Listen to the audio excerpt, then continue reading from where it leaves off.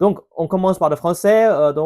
J'ai commencé à apprendre le français quand j'avais 15 ans, 16 ans. Donc, ça fait déjà, oh là là, presque 12 ans que j'apprends le français. Maintenant, je crois que mon français, c'est à un niveau assez bon. Et j'ai aussi fait le DALF C1, niveau C1. Donc voilà, j'ai aussi fait un master à Paris. Donc bon, j'aime lire, j'aime beaucoup la littérature française. J'ai lu pas mal des œuvres en français. Par exemple, j'ai lu Le Rouge et le Noir. J'ai aussi lu Madame Bovary et bien sûr, quoi d'autre? Oh là là, j'ai oublié.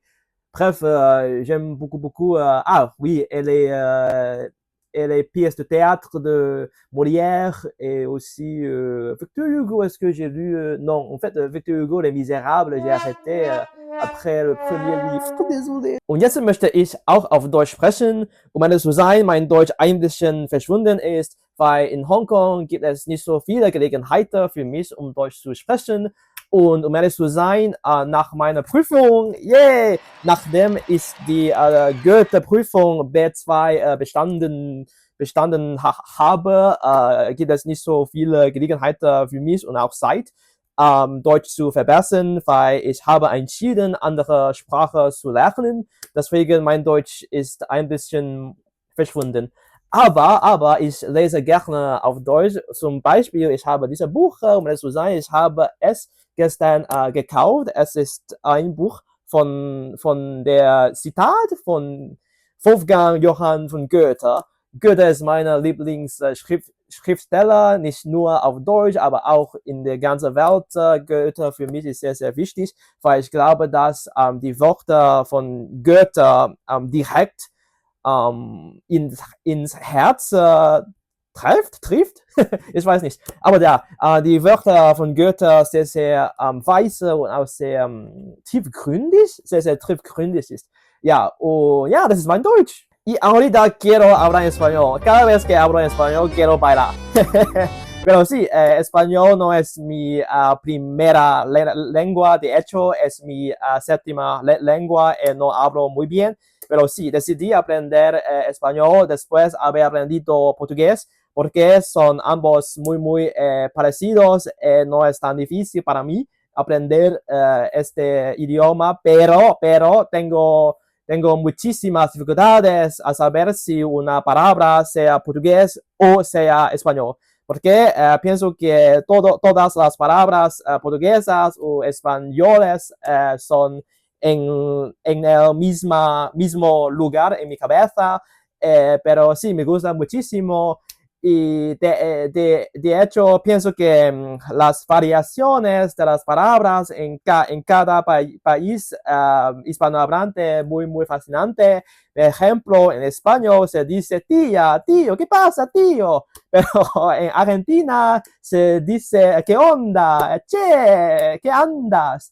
En Colombia se dice, muy chévere. Sí, para mí es muy, muy interesante. Me gusta muchísimo español y en el futuro quiero mejorar mi nivel. Tal vez tendría la oportunidad de... Eso es portuñol. Pero sí, quiero que en el futuro tendré la oportunidad de estudiar o aprender español en un país hispanohablante para que pueda mejorar mi nível. Sim, graças. Agora falamos em português. Na verdade, é muito, muito difícil para mim de falar em português depois ter falado em espanhol, porque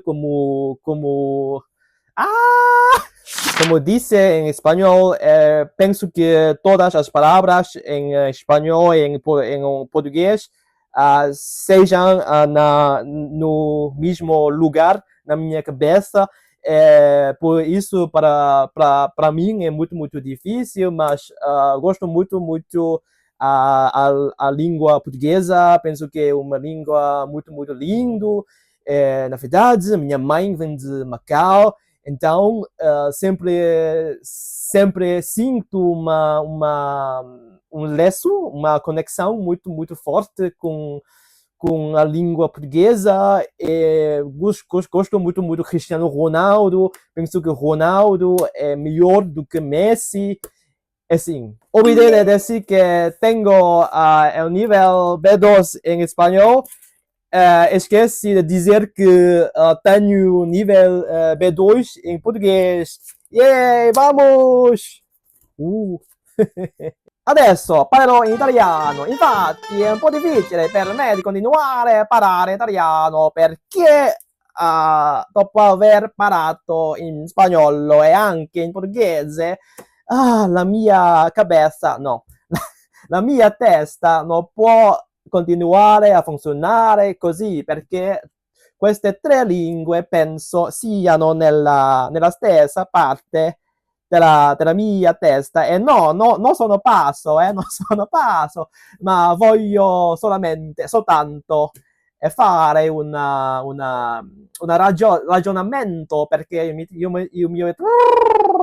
perché sì, ho anche ottenuto la mia certificazione di Brida B2, ma non sono molto contento con lo che ho ottenuto per scrivere soltanto 19. Com'è possibile? Dai, com'è possibile? Ho scritto nella parte scrivere che mi piace moltissimo Alberto Angela e se fossi io italiano voglio dire a Alberto Angela come il mio amore è grande per lui, ma com'è possibile che il correggitore, non sei di the guy, la persona che corrige il mio esame, com'è possibile per lui dire che oh là là, questa persona ama Alberto Angela? Questo non è possibile, in Italia non si ama Alberto Angela, mangiate pizza con ananas, favor! Сейчас я говорю по-русски. Ну что, я хочу поделиться с вами своим опытом изучения русского языка. Наверное, я изучал русский язык, когда я был в университете, но потом я много забыл, потому что у меня не было много времени изучать русский язык, и потому что я тоже начал изучать другие языки. Да. Но потом я прочитал произведение Толстого и тоже Достоевского.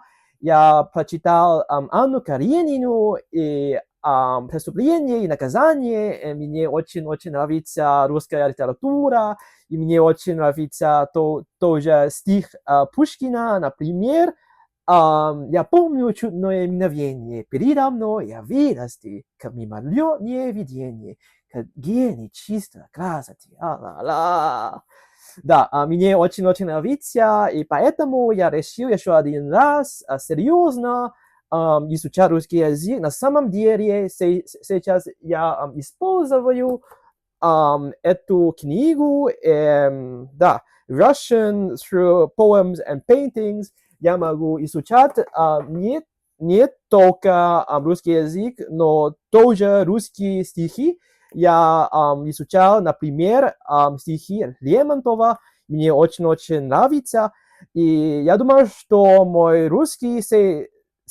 уровень русского языка сейчас не очень высокий, но я желаю, что в будущем я могу лучше говорить на русском. Spasiba. Şimdi Türkçe konuşalım.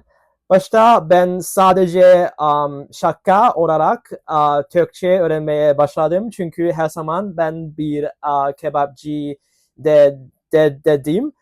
Türkçe'de sipariş verdim.